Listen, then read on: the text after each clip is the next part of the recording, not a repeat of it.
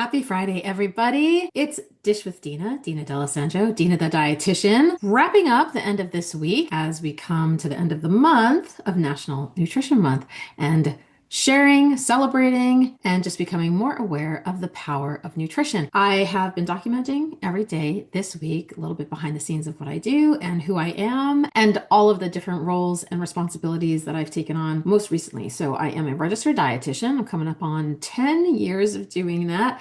And I do have a very part-time private practice, so I see about 10 to 12 patients per week. Then I am an adjunct lecturer at Lehman College in the Bronx, where I teach undergraduate and graduate nutrition sciences. And while I'm there, I also am the campus dietitian. So once a week, I provide nutrition counseling services to the Lehman College students who are currently enrolled in the semesters.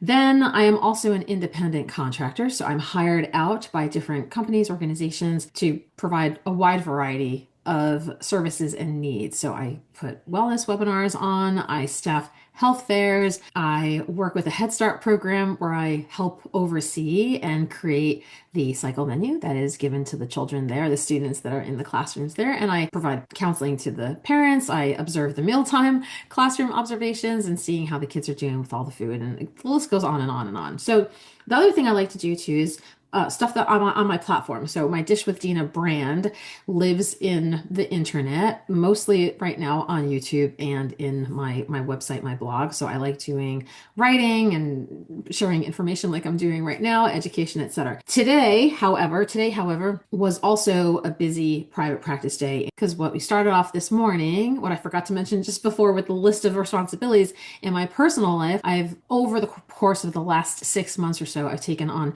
a primary caregiver role for my mom. So she has end-stage renal disease. She was placed into hospice care about the end of October. So we're currently at the end of March and she's still at home. She's still generally okay, mobile, etc., but she definitely can't do a lot of the things that she was able to do last year, the year before. So I've moved in with her here in Ocean County, New Jersey. And so in this room, this reminds me of my podcasting days.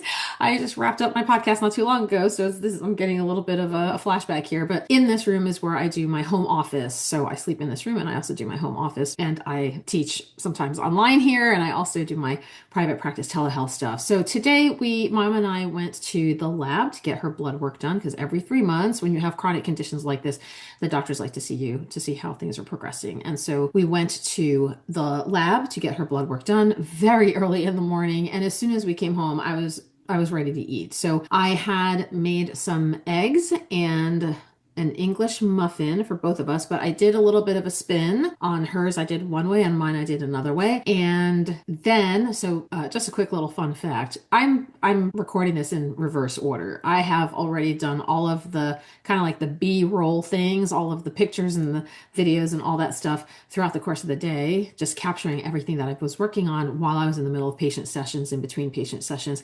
And now I'm kind of giving you a recap of all the things. So I provide her with a meal plans. So I try to cater to her needs because with end-stage renal disease, there are some things that she can't eat, and there are definitely things that I want to eat that don't necessarily correspond. So I try to make sure I'm honoring what her food needs are.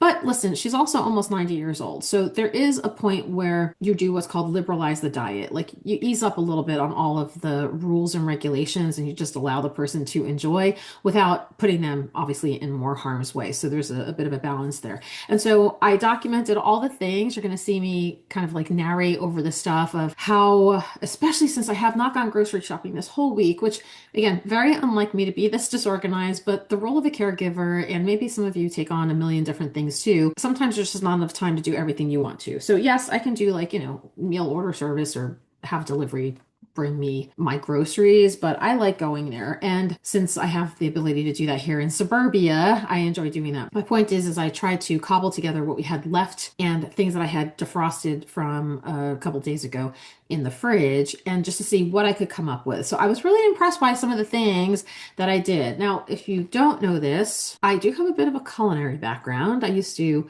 run a catering business, and I was kind of like a sort of personal chef to a couple people here and there over the years.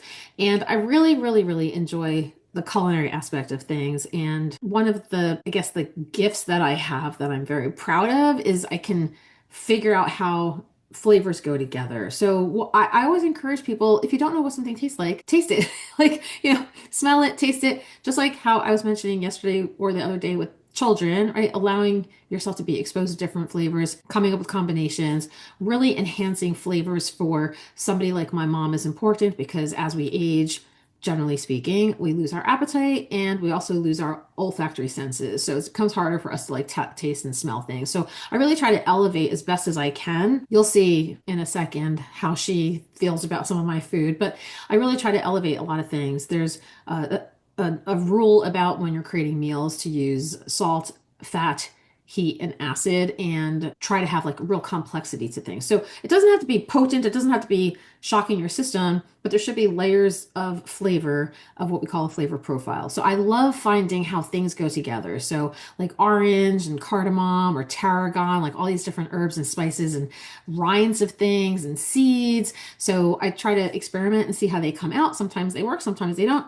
In the case of tonight, I think I did a good job. So you'll see that in a second. So that's kind of like the weekly food ritual that we have here. I go once a week, I go shopping, then I kind of like unload everything. And then maybe like a night or two later, I'll just come up with a whole week's worth of food. And I try to, in today's case, I didn't do this because I want to go shopping. So I don't want too many leftovers here. But usually I try to do a double batch of everything and then I can store things away. So some things are in the fridge for this week, and then there'll be things that I can bring back in from the freezer, defrost for the next week, or put them on rotation in some way. The other thing that's kind of important with creating meals for mom, because again, in her age, her stage, just generally speaking, the body wears and tears and certain things start hurting. So in her case, she's starting to notice some jaw pain or sensitivity or discomfort if she has to chew a lot. So I'm not at the point, and she's not at the point where we have to puree her foods,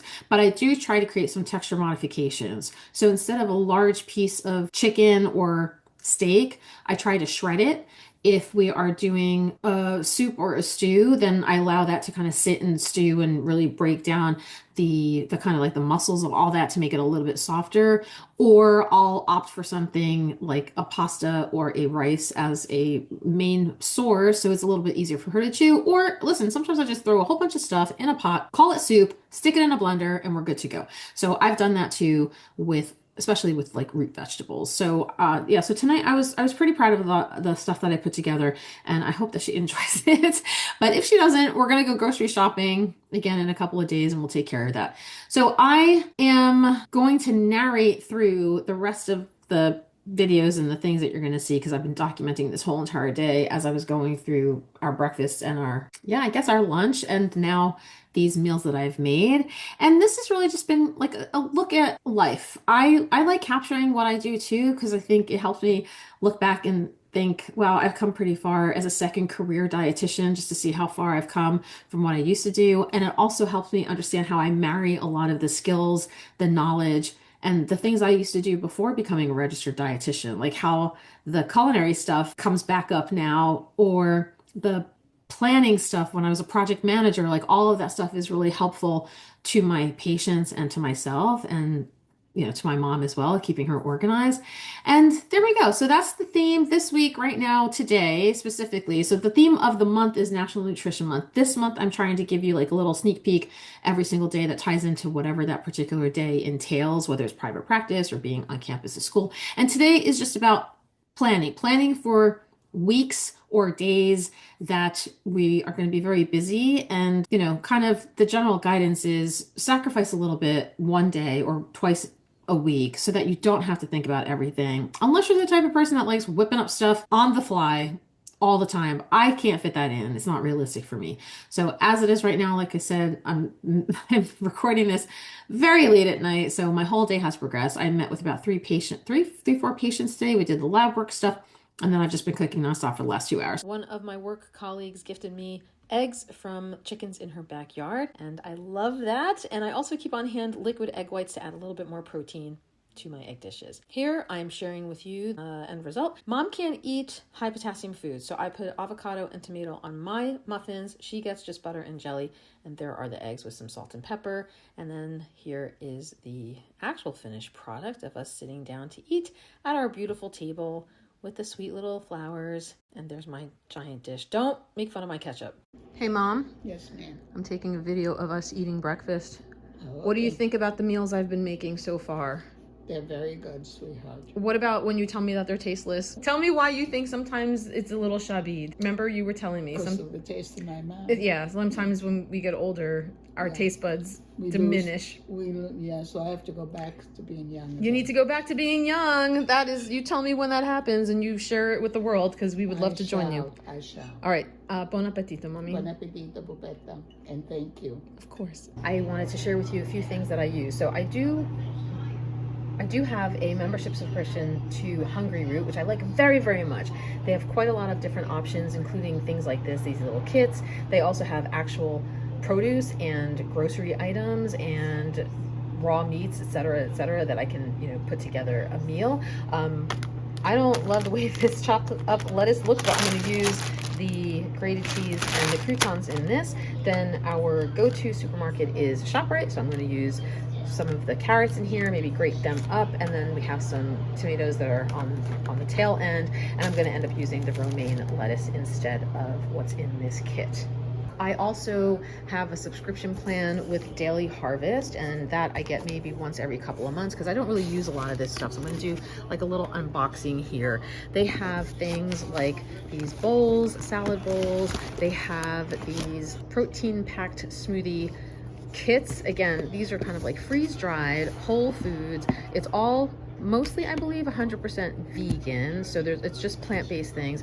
But because of that, and I'm not anti-carb when I say this, because of that, I'm going to share with you on the screen here that it is very carb heavy, and so I prefer to have a little bit of a different ratio. I like to have a little bit more protein or healthy fat. So when I eat something like this, I'm probably going to add something to it, like an egg or one of my veggie meat substitute things that are quite high in protein, just to redistribute this, because as you can see, it is about 36 grams of carbohydrates, and that's naturally containing carbs. It's not like added sugars or anything like that.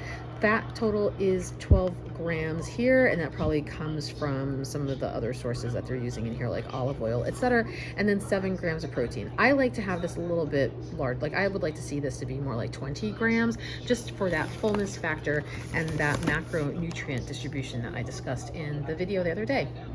And last but not least, we are going to be doing frozen pizza. Yes, I am going to be including Mr. Newman here. I'm going to be including frozen pizza in our lunch today because that's what we usually do at the end of the week, kind of take it easy and do something a little bit simple. So we're going to do this, but then like you saw before, I'm going to have some of the salad that I made, and I'll save all that Daily Harvest stuff for another time. Here is the final product where I plated for myself 2 slices of that pizza along with some chopped chicken nuggets and the salad. Next up on the proteins for this week, we have some mahi-mahi, some turkey bacon, a roasted chicken that I got from the deli section, some sort of broth, chicken or beef or vegetable, and the beef pieces. This is how I work when I don't know what I'm doing or I don't have a recipe. I basically empty out the entire refrigerator, cabinets, etc. I put all of the condiments out in front of me, and then I kind of visualize or play around with some of the flavors. As far as vegetables go, in front of me here, we have scallion, onion, the baby carrots from before, some garlic, sweet potato, and I found a whole bunch of frozen corn in the freezer. And last but not least, a wide array of herbs and spices, your basic salt and pepper, whole bunch of different things, ground things, powdered things, herbs, etc., oils, vinegars, just to kind of bring up that flavor profile. One of my favorite things to do every week is to chop up some onions and saute them, because as you can see here, as they get nice and toasty and they start caramelizing, they do end up getting a little bit smaller and much more concentrated. And eventually they have this nice nutty, sweet flavor that I think elevates a lot of different dishes, obviously the savory ones. And so whenever I'm making a meal, I always put this into a container and then I scoop it out and plop in about a couple of tablespoons with each meal. This week I bought beef that was already cubed, and this is best in a stew because it can be a little bit tough. So I put a bunch of herbs and spices in there, specifically rosemary, which really great combination. And I also grated some carrots, sneaky little way to add in some extra vegetables. And you can also see I included some of those sauteed onions from earlier. When you add liquid to this, bring it to a boil and then start simmering it. And as you can see here now, it gets really concentrated and almost like a sauce begins to form. And you can add a little bit more liquid as you go, scrape that up, and it's so yummy. In this pan, I sliced up that turkey bacon really thinly, and I'm going to add this to a bunch of different things over the course of the week. So I'm crisping this up in a pan. You can also see there's some leftover sauteed onion. I don't mind using the same dishes that I've had previously. And now I've sprinkled some different herbs and spices. I think I use sage and tarragon here. Next up, some texture.